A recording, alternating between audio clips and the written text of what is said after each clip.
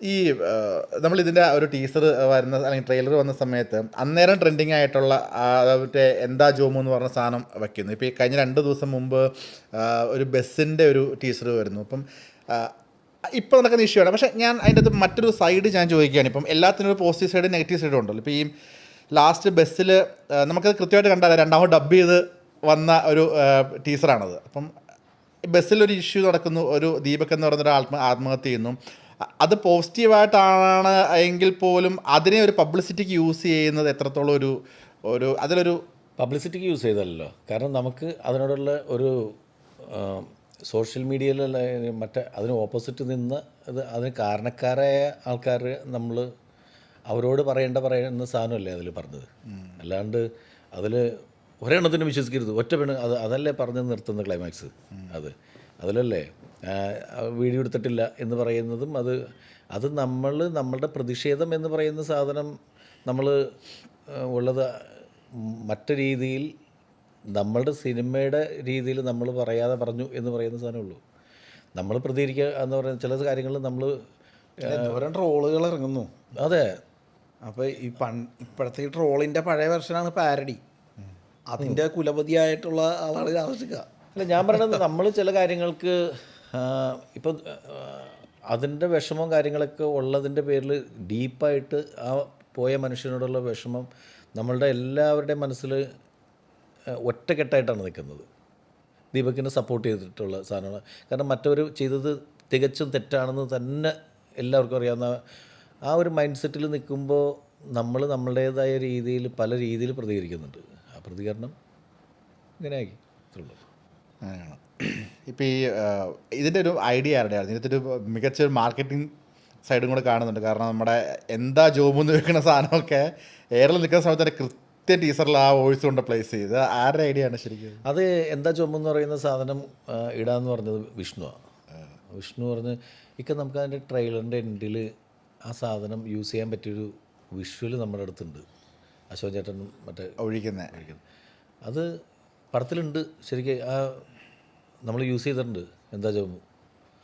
അത് നമുക്ക് ആപ്റ്റായിട്ടുള്ള സിറ്റുവേഷനിൽ വന്നിട്ടുണ്ട്. അതൊക്കെ പടം കാണുമ്പോൾ അറിയാം. ഓക്കെ. സിനിമയ്ക്കുള്ളിൽ ഡയലോഗ് ഉണ്ടോ? ഉണ്ട്. ഈ ഡയലോഗ് ഞാൻ ടീച്ചറിൽ മാത്രം കുത്തിക്കുന്നുള്ള കുത്തിത്തിരിയല്ല, സിനിമയിലുണ്ട്. സിനിമയിൽ ഡയലോഗ് എന്താ ജോബ്. സിനിമയിൽ മറ്റേ ശാന്തിയുള്ള ദിനേശേട്ടൻ്റെ ഡയലോഗ് സിനിമയിലുള്ള. അതെ അതെ അതെ. അത് നമ്മൾ ട്രെയിലറിന് വേണ്ടിയിട്ട് കുത്തി കയറ്റിയൊന്നുമല്ല.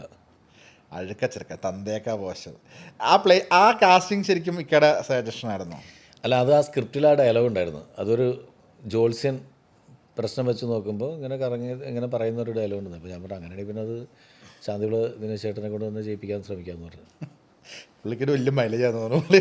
അങ്ങനല്ല, അദ്ദേഹം ചെയ്യാൻ സമ്മതിക്കാമെന്ന് വെച്ചാൽ ഇപ്പം ഏറ്റവും നല്ല രീതിയിൽ ഇംഗ്ലീഷ് പറയുന്നത് പൃഥ്വിരാജാണ് എന്ന് പറഞ്ഞുകൊണ്ട് പണ്ട് അദ്ദേഹത്തെ അങ്ങനെ ട്രോളിക്കൊണ്ടിരുന്ന സമയത്ത് നമ്മുടെ അമർ അക്ബർ അന്തോണിയിൽ ആ സെയിം സാധനം അദ്ദേഹത്തിൻ്റെ സീനിൽ വന്നപ്പോൾ അതോടുകൂടി തീർന്ന്. കാരണം എന്താ വെച്ചിട്ടുണ്ടെങ്കിൽ അത് സമ്മതിക്കാമെന്നുള്ളൊരു മനസ്സ് എന്ന് പറയുന്നത് അത് ട്രോളായിട്ട് തന്നെ തീരുക എന്ന് പറയുന്നത്. ഇപ്പോൾ അത് നമ്മൾ അക്സെപ്റ്റ് ചെയ്യുമ്പോഴാണ് അത് ഫിനിഷ് ആവുള്ളൂ. അത്രേ ഉള്ളൂ. ഓക്കെ. അതിന് വേറെ ഈഗോ കാര്യങ്ങളോ ഇതൊന്നും ഇല്ലാത്ത കലാകാരന്മാരാണ് ഇവരെല്ലാവരും. അതിൻ്റെ പേരിൽ അവർ അംഗീകരിക്കുന്നത്. ഇപ്പോൾ എനിക്കൊരു തെറ്റ് പറ്റി കഴിഞ്ഞാൽ എന്നെ പറ്റി ഒരു ട്രോളെന്ന് കഴിഞ്ഞിട്ടുണ്ടെങ്കിൽ ആ ട്രോളിനെ ഞാൻ എൻജോയ് ചെയ്തിട്ട് അതിന് കൂടെ ഞാൻ നിന്നിട്ട് സപ്പോർട്ട് ചെയ്ത് കഴിഞ്ഞിട്ടുണ്ടെങ്കിൽ പിന്നെ ഒന്നും ചെയ്യാൻ പറ്റില്ല. അവിടെ തീർന്നു. നമ്മൾ എതിർത്താൽ മാത്രമാണ് അതെ വീണ്ടും വരുള്ളൂ. ഇപ്പോൾ കുറച്ചു മുന്നേ ഈ പാരഡി എന്ന് പറഞ്ഞപ്പോൾ ഞാൻ ഓർത്ത് ഇപ്പോൾ ഈ മറ്റേ മന്ത്രിയെ പയ്യപ്പോ എന്ന് പറഞ്ഞൊരു പാട്ട് ആദ്യം എഴുതിയത് ഇക്കാണ്. അതിൻ്റെ പാരഡി ഇറക്കി നമ്മൾ കേൾക്കുന്ന മന്ത്രിയെ പയ്യപ്പോ എന്നുള്ള പാരഡി ഉണ്ടായിരുന്നു. അതെ, അതേ പാട്ട് തന്നെയാണ് ഇപ്പം മറ്റേ പോറ്റി കേറ്റി എന്ന് പറഞ്ഞാൽ അത് വന്നേക്കുന്നത്.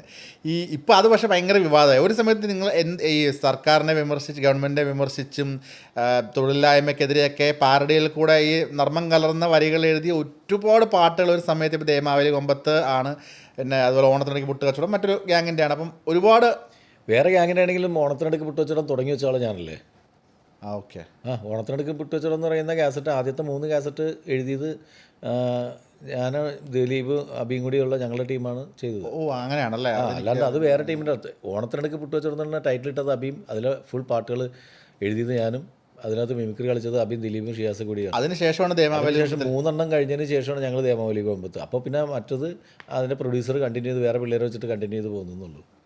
ഓ അങ്ങനെയാണ്, അതെനിക്കറിയുന്നതാണ് ആ സ്റ്റോറി. അങ്ങനെ അങ്ങനെ ഒരു ട്രെൻഡ് ഉണ്ടാക്കാൻ കാരണക്കാരെ ഞങ്ങൾ തന്നെ. അങ്ങനെ ഒരു മഹാബലി കേരളത്തിൽ വരുമ്പോൾ കാണുന്ന കാഴ്ചകൾ എന്ന് പറഞ്ഞിട്ട് അങ്ങനെ ഒരു ചിന്തയും അതങ്ങനെ ഒരു എഴുത്തും കാര്യങ്ങളൊക്കെ വന്നത് ഓണമാവാൻ കാത്തിരുന്നിട്ടുണ്ട് സ്കൂളിലൊക്കെ പഠിക്കുന്ന ഈ സംഭവം ഇറങ്ങാൻ. അങ്ങനെ ഒരു ഡൈവേർഷൻ ഉണ്ടാക്കിയത് നമ്മൾ തന്നെയാണ്. ഈ അന്ന് വളരെ രസകരമായിട്ട് അവതരിപ്പിച്ച ഈ വിമർശനങ്ങൾ ഇന്നൊരിക്കലും നമുക്ക് പറയാൻ പറ്റില്ല. ഇന്ന് അതിനകത്ത് പൊളിറ്റിക്കൽ കറക്റ്റ്നെസ് നോക്കും, ജാതി നോക്കും, നിറം നോക്കും, രാഷ്ട്രീയം നോക്കും, ഇതെല്ലാം നോക്കും. ഈ കാലഘട്ടത്തിൻ്റെ മാറ്റമാണ്. ഇതൊക്കെ നല്ലതായിട്ട് തോന്നുന്നുണ്ട്. അന്ന് എന്തൊക്കെ ഇപ്പം അന്ന് പറഞ്ഞിരിക്കുന്ന പല കാര്യങ്ങളും നമുക്ക് ഇന്നത്തെ അവസ്ഥ കേട്ട് അതിനെതിരെ കേസ് വരെ വരാൻ സാധ്യതയുള്ള പല രീതിയിലുള്ള പാട്ടുകളും നമുക്ക് അന്ന് നിങ്ങൾ എഴുതി വെച്ചു. ഞാൻ പറയട്ടെ, കലാഭവൻ മണി ഞാനും കൂടി പോകുന്ന അല്ലെങ്കിൽ ഞങ്ങൾ ഒരുമിച്ചുള്ള സ്റ്റേജിൽ വേണ്ടാത്ത നേരത്ത് ബോധം കെടുന്നൊരു ബോധമില്ലാത്തൊരു ഫ്രണ്ടാണ് മണീനെ കളിയാക്കി പാടുന്നു, മണി എന്നെ കളിയാക്കി പാടുന്നു.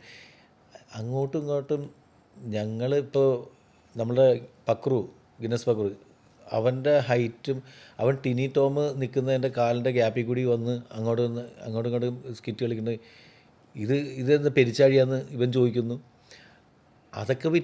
അതൊക്കെയാണ് അവരെ പോപ്പുലറാക്കിയതും. അതുകൊണ്ടൊക്കെ തന്നെയാണ് അവർ സ്റ്റേജ് ഷോ കിട്ടിയതും അവർ ജീവിച്ചതും അവർ ഇന്നത്തെ പൊസിഷനിലെത്തിയതും. ഈ അങ്ങോട്ടും ഇങ്ങോട്ടുള്ള കളിയാക്കലുകൾ അക്സെപ്റ്റ് ചെയ്തും അത് വിറ്റുവാണത് തന്നെയാണ്. അതിന് വേറെ ആൾക്കാർക്ക് മാത്രം അത് ഇപ്പോൾ അത് പറയുമ്പോൾ ബോഡി ഷേമിങ് ആവും. ഇപ്പോൾ ബോഡി ഷേമിങ്, അങ്ങനെ ബോഡി ഷേമിങ് നമുക്ക് സുഹൃത്തുക്കൾ തമ്മിൽ അങ്ങനെ ഇല്ല. അപ്പോൾ പണ്ട് ആൻ്റണി എന്ന് പറയുന്ന നമ്മളുടെ വാഴക്കുളം ആൻ്റണി, അവൻ അത്യാവശ്യം ഒരു ബ്ലാക്ക് സ്കിൻ ടോണാണ് അവൻ്റെ. അതിൻ്റെ അകത്ത് അന്ന് സ്റ്റേജിൽ ഷോ ചെയ്തുകൊണ്ടിരിക്കുന്ന സമയത്ത് അവൻ്റെ ദേഹത്ത് തൊട്ടിട്ട് വേറൊരുത്തൻ എന്തിനടാ തോണ്ടിയതൊന്നുമില്ല, ഞാൻ കണ്ണെഴുതാൻ വേണ്ടിയിട്ടേ കരിയെടുത്താന്നൊക്കെ പറഞ്ഞിട്ടുള്ള അങ്ങനെയുള്ള തമാശകൾ പോലെ അന്ന് സ്റ്റേജിൽ ചിരിക്കരുത്. ഇന്ന് അതെന്താണെന്ന് വെച്ചിട്ടുണ്ടെങ്കിൽ പൊതുവായിട്ട് വേറെ എല്ലാവർക്കും കുറേ ആൾക്കാർക്ക് വിഷമം ഉണ്ടാകും എന്ന് പറയുന്ന സ്ഥലത്താണ് അതിനെ കൺട്രോൾ ചെയ്യേണ്ടത്. ചില കാര്യങ്ങൾ കൺട്രോൾ ചെയ്യണം. അതിനെ അങ്ങനെ കളിയാക്കി വരാൻ കൺട്രോൾ ചെയ്യുന്നത് നല്ലതാണ്. പക്ഷേ ഈ മതം രാഷ്ട്രീയമൊക്കെ പറഞ്ഞാൽ അന്ന് നമ്മൾ ഒരു പള്ളിയിലെ മൊല്ലാക്ക ബീരാനിക്ക അമിനത്താത്ത എന്ന് പറഞ്ഞിട്ട് പറയാത്ത കോമഡി സാധനമില്ല.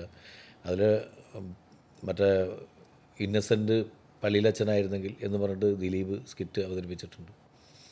നമ്മളെല്ലാവരും അങ്ങനെ ചെയ്തിട്ടുണ്ട്. അങ്ങനെ പൂജാരി അങ്ങനെ വേറെ മതം നോക്കുന്നില്ല. എല്ലാവരും ഉള്ളതാണ് ഞങ്ങളുടെ ട്രൂപ്പ്. ക്രിസ്ത്യാനി, മുസ്ലിം, ഹിന്ദു ഇങ്ങനെയുള്ള പരിപാടിയൊന്നുമില്ല. എല്ലാവരും നമുക്ക് ആരെ കളിയാക്കാൻ പറ്റും അതൊക്കെ കളിയാക്കാൻ. ചിന്ത ഇല്ലാണ്ടിരുന്ന ഒരു കാലഘട്ടം ഉണ്ടായിരുന്നു. ആർക്കും ഈഗമൊന്നുമില്ല. അത് നമ്മൾ പള്ളി പെരുന്നാളിനും അവതരിപ്പിക്കും, അമ്പലത്തിലും അവതരിപ്പിക്കും. അതിനൊന്നും ആർക്കും പരാതിയില്ല. അൾട്ടിമേറ്റ്ലി ചിരിപ്പിക്കുക എന്നുള്ള ഒറ്റ ഐഡിയയിലാണ്. അന്ന് വേറെ അജണ്ടയൊന്നുമില്ല വേറെ. ഇപ്പം ഏറ്റവും കൂടുതൽ ഞങ്ങളെ പോലുള്ള ആൾക്കാർ നമ്മൾ അരി മേടിച്ചതും ഇതൊക്കെ ഈ ക്ഷേത്ര ഉത്സവ പരിപാടികൾ അവതരിപ്പിച്ചിട്ടും അല്ലെങ്കിൽ ചർച്ചുകളിൽ പെരുന്നാളിന് നിൽക്കാൻ നേരമില്ലാതെ എല്ലാ ദിവസവും പ്രോഗ്രാമായിരുന്നു ഞങ്ങൾക്ക്. 2-3 ഷോ വെച്ചിട്ട് ചെയ്തുകൊണ്ടിരുന്ന ആൾക്കാരാണ്. എല്ലാ കലാകാരന്മാരും വളർന്നേക്കുന്നത് ഇപ്പോഴും ഈ ക്ഷേത്രാങ്കണങ്ങളിലും മറ്റേ പള്ളി പെരുന്നാളിലൊക്കെ ഷോ കിട്ടിയില്ലെങ്കിൽ ഒരു കലാകാരന് ജീവിക്കാൻ പറ്റില്ല. പക്ഷേ അന്ന് ഇങ്ങനെ വേറെ പ്രശ്നങ്ങളൊന്നും ഉണ്ടായില്ല. ആരെ വേണമെങ്കിലും ആർക്ക് വേണമെങ്കിലും വെച്ചാൽ എല്ലാവരും പൊട്ടിച്ചിരിക്കുമായിരുന്നു. അല്ല, അതും ശരിയാണെന്നല്ല. അപ്പോൾ കാലഘട്ടത്തിൻ്റെതായിട്ടുള്ള മാറ്റങ്ങൾ ഉറപ്പായിട്ടും വേണം. എന്തായാലും ഈ പറഞ്ഞ പൊളിറ്റിക്കലി കറക്റ്റ് ആവണം. അല്ലെങ്കിലും അത് ശരിയല്ല. അത് ഈ മാറ്റം ലോകം മുഴുവൻ വന്നേക്കണ മാറ്റമാണ്. അതിലേക്ക് നമ്മൾ അഡാപ്റ്റ് ആവുക എന്നുള്ളത് തന്നെയാണ് ശരി. അതിനെ എതിർത്തിട്ട് കാര്യമില്ല. ഇപ്പോൾ പണ്ടിറങ്ങിയ കുറേ സിനിമകളുടെ പേരെന്ന് പറയാം. ഏറ്റവും ചെറിയ ഉദാഹരണം നിർമ്മാല്യം പോലെയുള്ള സിനിമകൾ ഇന്നാണെങ്കിൽ കത്തും വീട് കത്തും, ആളെ കത്തിക്കും. അല്ല, ഞാൻ പറഞ്ഞ എന്ന് വെച്ചിട്ട് ഒരു കാലത്ത് നമ്മൾ അങ്ങനെയൊക്കെ ചെയ്തെന്ന് പറഞ്ഞിട്ട് ഇപ്പോൾ അങ്ങനെ കാണിക്കണമെന്ന് നിർബന്ധമില്ല. ഇപ്പോൾ നാടോട് മുമ്പ് നടുവേ എന്ന് പറയുന്ന പോലെയുണ്ട്. ഇപ്പോൾ പണ്ടത്തെ പോലെയല്ല സെൻസർ നിയമങ്ങളൊക്കെ. സിനിമയിലാണെങ്കിലും നമ്മളൊരു പരിധി വരെ ചില കാര്യങ്ങൾ പറ്റില്ല എന്ന് ഗവൺമെൻറ് തീരുമാനിച്ചു വെച്ചിട്ടുണ്ട്. അല്ലെങ്കിൽ ഇന്ന കാര്യങ്ങളെ പാടുള്ളൂ സിനിമയിലൂടെ എന്ന് പറഞ്ഞിട്ട് കാണിക്കുന്നത്. പണ്ട് ഫ്ലൈറ്റ് കയറുമ്പോൾ സിഗരറ്റും ബീഡിയും വലിക്കുമായിരുന്നു ആൾക്കാർ. ഞാൻ ആദ്യമായിട്ട് യാത്ര ചെയ്ത ഗൾഫ് പ്രോഗ്രാമിനൊക്കെ പോകുമ്പോൾ അതിൻ്റെ ഫ്ലൈറ്റിൻ്റെ ബാക്കിൽ സിഗരറ്റ് വലിക്കാനുള്ള സ്പേസ് ഉണ്ടായിരുന്നു. അവർ കുറേ ആൾക്കാർ അവിടെ നിന്നിട്ട് സിഗരറ്റ് വലിക്കുന്നുണ്ട്, അതൊക്കെ ഉണ്ട്. ഇപ്പോൾ ഫ്ലൈറ്റ് കയറുമ്പോൾ അത് വയ്ക്കുമോ? ഇല്ല. അത് വേണ്ട എന്ന് തീരുമാനിക്കുന്ന കാര്യങ്ങൾ വേണ്ടെന്ന് നമ്മൾ തന്നെ അതിന് അംഗീകരിക്കാൻ പഠിക്കുക. അപ്പോൾ അതിനോട് കൂടെ ഇപ്പോൾ നാട്ടുകാരും അതിൻ്റെ ഗവൺമെൻറ്റും അല്ലെങ്കിൽ പൊളിറ്റിക്കൽ ആയിട്ട് നമ്മൾ ക്ലിയർ ആകണം എന്ന് പറഞ്ഞു കഴിഞ്ഞിട്ടുണ്ടെങ്കിൽ അതിൽ കറക്റ്റ്നെസ് വേണ്ടി വരും എന്ന് പറയുന്ന സ്ഥലത്ത് നമ്മൾ തയ്യാറാകണം. ഇത് കണക്ട് ചെയ്യുവാണല്ലേ, ഇപ്പം ഇങ്ങനെ തയ്യാറാകുമ്പോൾ തന്നെ എഴുത്തുകാർക്ക് ലിമിറ്റേഷൻസ് വരും. ഒരു ഡയലോഗ് എഴുതുന്നതിന് മുൻപ് അപ്പം ഇത് ആരെയെങ്കിലും ഒരു വിഭാഗക്കാരെ വിഷമിപ്പിക്കുകയോ അല്ലെങ്കിൽ ഒരു കൂട്ടം ഒരു പാർട്ടിക്കെതിരെയാണോ പറയണം നമ്മൾ എഴുതുന്ന കോമഡി, അങ്ങനെ നോക്കേണ്ട ഒന്ന് ഡബിൾ ചെക്ക് ചെയ്യേണ്ട ഒരു സിറ്റുവേഷനിലേക്ക് എഴുത്തുകാരും അതും എടുക്കുന്ന സംവിധാനം വരേണ്ട ഒരു അവസ്ഥയിലേക്ക് വരുന്നുണ്ട്. അത് കണക്ട് ചെയ്യാൻ ചോദിച്ചു കഴിഞ്ഞാൽ ഇപ്പോൾ ഈ സെൻസർ ബോർഡ് ഇഷ്യൂ അല്ല, നിരുപദ്രവമാണെങ്കിൽ അത് മുന്നോട്ട് പോകാൻ പറ്റും. പക്ഷേ നമ്മൾ ആരെങ്കിലും മനഃപൂർവ്വം ഉപദ്രവിക്കുകയാണെങ്കിൽ അത് കറക്റ്റ് ചെയ്യണം. ചെക്കിങ് പണ്ടും ഉണ്ടെന്നേ. നമ്മൾ പറയാൻ ഉദ്ദേശിക്കുന്ന സിനിമ എന്താണ്, അതിന് ഇത് വന്നാൽ കുഴപ്പമില്ല എന്ന് പറഞ്ഞ് നമ്മൾ എല്ലാ കാലത്തും അതേപോലെ പല ഡബിൾ ചെക്കും ട്രിപ്പിൾ ചെക്കും ഒക്കെ കഴിഞ്ഞിട്ട് തന്നെയാണ് ഒരു സാധനം ഉണ്ടാക്കുക. അപ്പോൾ ഇപ്പോൾ പുറമേ നിന്ന് ചില ഇത് വരാൻ നേരത്ത് ചില കാര്യങ്ങൾ ഒഴിവാക്കണം എന്നൊക്കെ വരുമ്പോൾ നമ്മളത് ചെക്ക് ചെയ്യേണ്ട ബാധ്യസ്ഥരാണ്. അപ്പം ഇപ്പോൾ നമ്മൾ അമരക് തോണി ഷൂട്ട് ചെയ്ത സമയത്ത് അതിനകത്ത് ചൈൽഡ് അബ്യൂസ് എന്ന് പറയുന്നതാണ് എൻ്റെ മെയിൻ സാധനം. പക്ഷേ അത് ഒരു ഷോട്ടിൽ പോലും നമ്മൾ വൾഗർ ആകുന്ന തരത്തിലോ അല്ലെങ്കിൽ ഒരു ഷോട്ട് പോലും നമ്മൾ എടുത്തില്ല, എടുക്കാൻ പറ്റില്ല നമ്മളെ കൊണ്ട്. കാരണം നമ്മളുടെ മനസ്സിന് ആ കുട്ടിയെ ചെളിയിൽ നിന്ന് ഉയർത്തുന്നൊരു സീനിൽ പോലും അതിൻ്റെ കസിൻസിനെയാണ് നിർത്തിയത്. നമ്മൾ അതിൽ നിന്ന് ചെളിയിൽ നിന്ന് പൊക്കിയെടുക്കാൻ വേണ്ടിയിട്ട് ഉള്ള സീനിൽ ഉപയോഗിച്ചത് അത്രയും സേഫായിട്ടുള്ള ആൾക്കാരെയാണ് അതിനകത്ത് ഇറക്കുകയും ചെയ്തത്. പക്ഷെ അത് ഷോർട്ട് വൈസ് ആണെങ്കിൽ പോലും നമ്മൾ സൂക്ഷിച്ച് തന്നെ, കാരണം അത് നമ്മളുടെ മനസ്സിലുള്ള സിനിമയിൽ നമ്മളുടെ മനസ്സിൽ എന്താണ് അത് തന്നെയാണ് നമ്മളുടെ സിനിമയിൽ പ്രതിഫലിക്കാൻ പറ്റുള്ളൂ. പർപ്പസ്ലി നമ്മളെല്ലാവരും സൂക്ഷിക്കേണ്ട കാര്യങ്ങളത്. ഇപ്പം ഞാൻ കണക്ട് ചെയ്തെന്ന് വെച്ചാൽ ഇപ്പം സെൻസർ ബോർഡിന് ഇപ്പം ജനനായകനാണ് ഇപ്പോൾ ലേറ്റസ്റ്റ് ഇഷ്യൂ. അതിന് മുന്നേ ഇപ്പോൾ Janaki versus state of Kerala വന്നിട്ടുണ്ടായിരുന്നു. ഇപ്പം ഹാലിനെതിരെ വന്നിട്ടുണ്ട്. അപ്പം ഇപ്പം ഭരിക്കുന്ന ഗവൺമെൻറ്റിനനുസരിച്ച് നിയമങ്ങൾ പൊളിച്ചെഴുതപ്പെടുന്ന ഒരു പ്രവണത നമ്മളിപ്പോൾ ഈ അടുത്ത കാലങ്ങളിലായിട്ട് കാണുന്നുണ്ട്. ഇത് എത്രത്തോളം ഒരു ഹെൽത്തി ആയിട്ട് ഫീൽ ചെയ്യുന്നുണ്ട്? പല കാര്യങ്ങളും വേണ്ട, ഇപ്പം പല അടുപ്പിച്ചടുപ്പിച്ച് സെൻസർ ബോർഡ് ഇഷ്യൂസ് നമ്മൾ ഒരു സമയത്ത് ഇങ്ങനെ കേട്ടിട്ടേ ഇല്ല. എ ആണോ യു ആണോ എന്നുള്ളതിനപ്പുറം ഇങ്ങനത്തെ ഒരു തോട്ട് പ്രോസസ്സേ സാധാരണക്കാർക്ക് ഇടയിലില്ല. ഇപ്പം അതൊരു ചർച്ചയാവുന്നു, അതൊരു ഡിബേറ്റ് ഫുൾ ടോപ്പിക്കുകളായി മാറുന്നു. ഇതൊരു എത്രത്തോളം ഹെൽത്തി ആയിട്ട് തോന്നുന്നു? നമ്മൾ ഈ കോമഡി പടത്തിൻ്റെ പ്രൊമോഷൻ വന്നിട്ട് അങ്ങനത്തെ ഒരു ഡിബേറ്റിലേക്ക് പോകേണ്ട ആവശ്യമുണ്ട്. ഞങ്ങൾക്ക് യു സർട്ടിഫിക്കറ്റ് കിട്ടി, നമുക്ക് യു സർട്ടിഫിക്കറ്റ് കിട്ടിയ നമ്മളെന്തിനാണ് വെറുതെ അതുമായിട്ട് നമ്മൾ ക്ലീനായിട്ട് പോകും. അവർ തിരിച്ചു വിളിപ്പിച്ചിട്ട് അതൊന്നുകൂടി സെൻസർ ചെയ്യണമെന്ന് പറഞ്ഞു. അതെ, നീ പറഞ്ഞു അവസാനം അത് ശരിയാണല്ലോ, അതൊന്നും വിളിച്ച് നോക്കിയല്ലോ, എന്തിനാണ് ഇത്